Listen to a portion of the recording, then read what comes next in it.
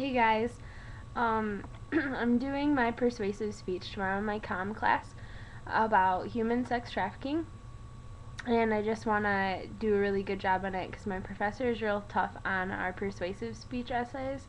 Um, so here's my intro. I kind of worked hard on my intro, so I'm just going to read it to you because I don't have it memorized yet. So, um, think about a normal day. Get out of bed, stumble into the shower. If you're like me, maybe grab some coffee. Being groggy is the worst in the morning. But for hundreds of thousands of people each year, their day starts off with emotions more than just grogginess. But their day starts off being enslaved. Some call it modern day slavery because most individuals they think of captivity and discriminations was of a race and ethnicity from centuries ago, not of today. The fastest growing criminal industry is human trafficking. Today I'm going to more specifically focus on the worldwide sex trafficking industry and get people like you and I more aware of the situation surrounding us and motivated to do something about it. And then on my PowerPoint, I just have some really cool and impactful pictures. Um, and I'm just going to start off with what sex trafficking is, which is a modern day form of slavery. Commercial Sex Act is induced by force, fraud, or coercion, or in which a person induced to perform such acts is under the age of 18. And it is actually the second most profitable illicit business globally, and that is human trafficking in general, and not which includes sex trafficking. Sex trafficking is actually 80% of all human trafficking in the world. Nationally, about 50 to 75,000 trafficked into the U.S. from other countries for sexual servitude, and 300,000 on top of that children forced into prostitution who were already from the United States. Internationally, it's 32 million enslaved, and 80% of those for sexual servitude. So overall, human trafficking is 32 million, and 80% of that is sex trafficking victims. Most likely at risk are obviously women and children. The average age are girls about 11 to 14 is average age worldwide, and it's pretty close to the statistic of the average age of 13 or 14. I think it's the average age of 13 within the United States. In America, most of the time the girls are either kidnapped, lured by older, attractive male figures, maybe in their neighborhood or something, and also family members. Internationally, it's pretty much the same, being kidnapped, actually lured into job offers. So a woman would answer a job offer she sees for a housekeeper in France or a nanny in Spain or something real. It sounds real beautiful and exotic and a way to make money for their families because they're so poor. And most of the girls actually know it's a trick, but they respond to the ad anyways because they're so desperately in need of money and they're so hoping that it's not a trick. Actually, family members either sell them off, dads, parents sell off their daughters for money. And in orphanages, especially like ones in Romania, either the orphanage workers sell off the girls, and also these people called social workers or work under the name of social workers come in and offer these programs for women, and obviously they're not really programs, they're sex trafficking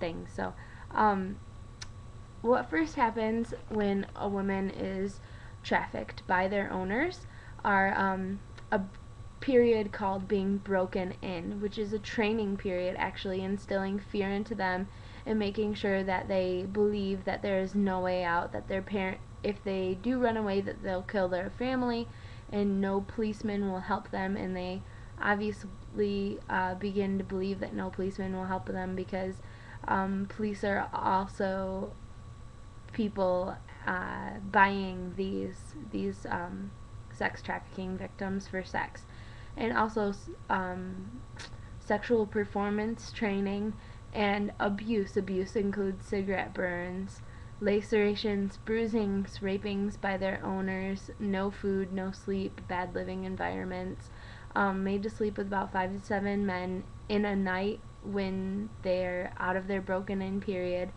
And many of these girls end up on places like Backspace.org, Craigslist.org, and internet porn sites, and you can't tell the difference between girls that got into it by themselves, I guess, and trafficked women, trafficked girls. You cannot tell the difference between them because the trafficked women are supposed to act like they're enjoying everything, that they're happy, and they're so scared to tell anybody that they're trafficked women. So the process of actually getting them out of this and saving these girls is very lengthy and very difficult to understand and to do.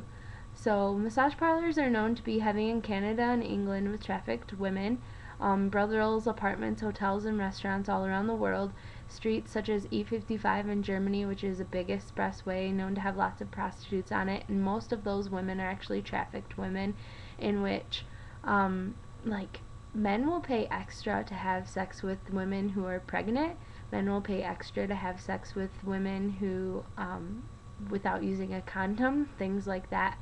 And also strip clubs, which are really prominent in the United States.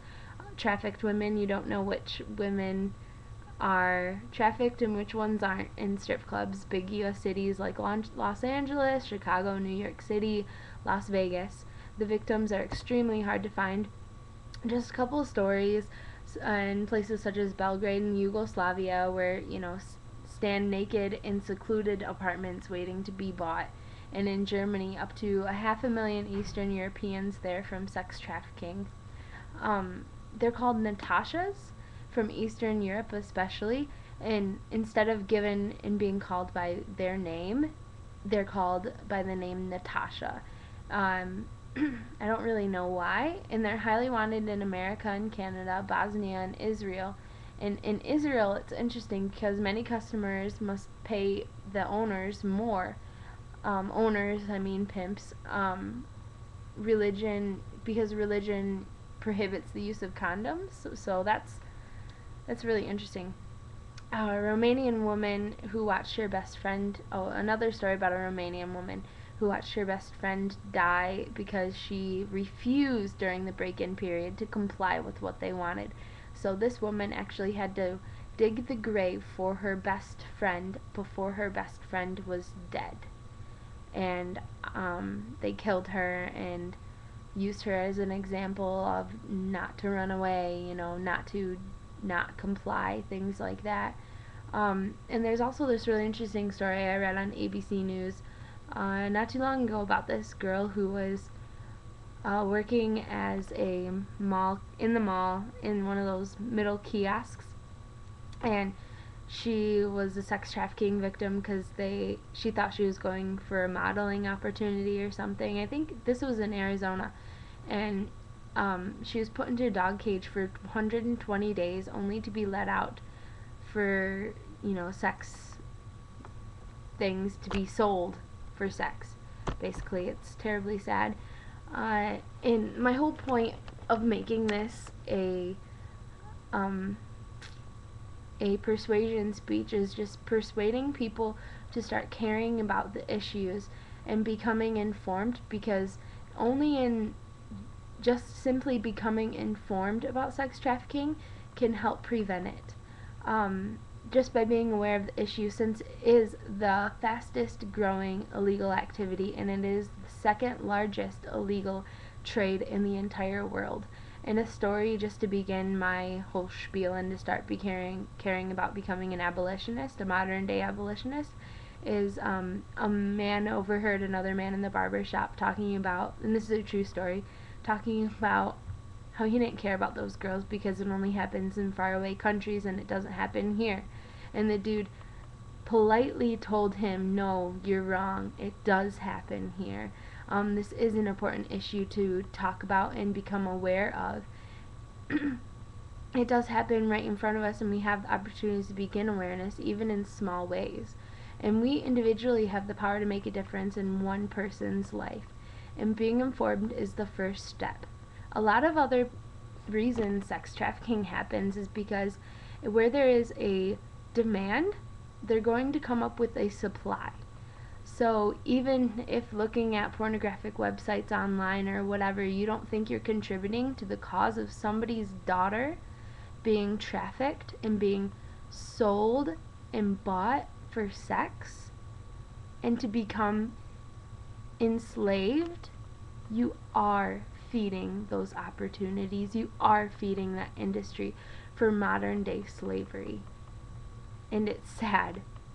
So you can either inform yourself and do something about it, or contribute to the cause, even if you didn't know you were contributing to that cause. And ultimately, these girls need Jesus. Ultimately, they need to know the love and grace and care and support that only Jesus can bring. The healing, the true healing, is only in Jesus. And that's the only person that will be able to supply and bring true healing to this worldwide problem. So that's basically my persuasion speech, and I hope it goes well. I have some really, really interesting pictures, just some really scary, kind of just sad pictures. It's just an issue that I feel like that's really close to my heart, and I really appreciate books like this book called The Natashas, Inside the New Sex Trade by Victor Malarek, which is a great book. Organizations like Traffic Jam, Sex and Money Video, International Justice Mission, and this other one I recently used, I Stop Traffic Statistics. That was a really good site. Some of these are Jesus based and some of them aren't so much, but they're just really good resources to become informed of what's going on. So thank you for watching.